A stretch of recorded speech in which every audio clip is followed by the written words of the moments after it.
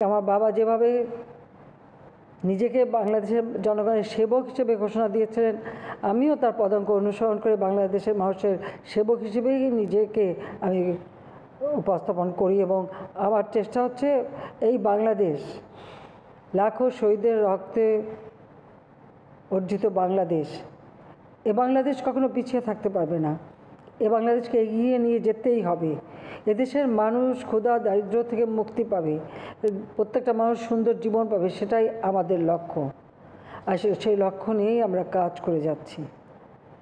ইতিমধ্যে আমরা বিভিন্ন জায়গায় এই আশ্রম প্রকল্প দিয়ে মানুষকে পুনর্বাসন করেছি। কিছুক্ষণ আগে আপনারা দেখলেন যে তাদের জীবনের যে পরিবর্তনটা এসেছে, একটা আত্মবিশ্বাস, আত্মমর্যাদাবোধ ফিরে এসেছে।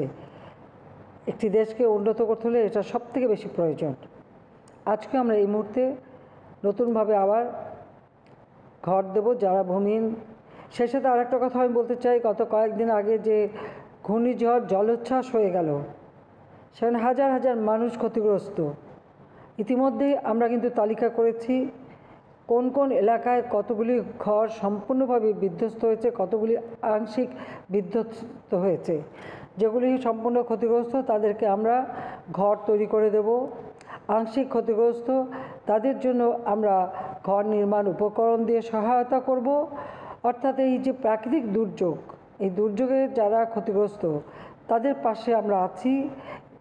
প্রাথমিকভাবে যা যা প্রয়োজন করে যাচ্ছি। আর এখন এই ঘর বাড়ি যাদের ক্ষতিগ্রস্ত হয়েছে, আমি তাদের এটুকু বলতে চাই যে আপনাদের চিন্তার কোনো কারণ নেই। প্রত্যেকেরই ঘর নির্মাণ যাতে করতে পারেন সে ব্যবস্থাটা ইনশাল্লাহ আমি করে দেব। এবং সেভাবেও আমরা ইতিমধ্যে প্রস্তুতি নিয়েছি। প্রত্যেক এলাকা থেকেই আমরা তথ্য সংগ্রহ করেছি এবং সেই অনুযায়ী আমরা এই সহায়তাটা পাঠাবো।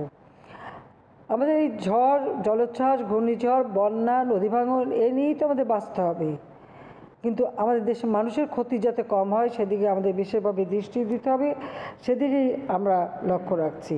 আজকে যে ঘরগুলি আমরা আপনাদেরকে দেব, এখানে আশ্রম প্রকল্প 2-এর অধীনে পঞ্চম পর্যায়ে দ্বিতীয় ধাপে 18,566টি ভূমিহীন গৃহহীন পরিবারকে জমি ও গৃহ হস্তান্তর এটা করা হবে।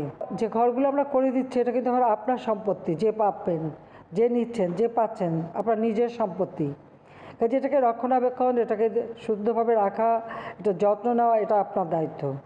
বিদ্যুৎ ব্যবহারে অবশ্যই সাশ্রয়ী হতে হবে, মিতব্যয়ী হতে হবে। এবং যে জিনিসটা আপনি পাচ্ছেন কোনো অর্থ খরচ করতে হচ্ছে না, কিন্তু সেটাকে আপনাকেই রক্ষা করা, আপনার নিজের সম্পদ হিসেবে যত্ন নিতে হবে, সেটাই আমি আপনাদের বলবো।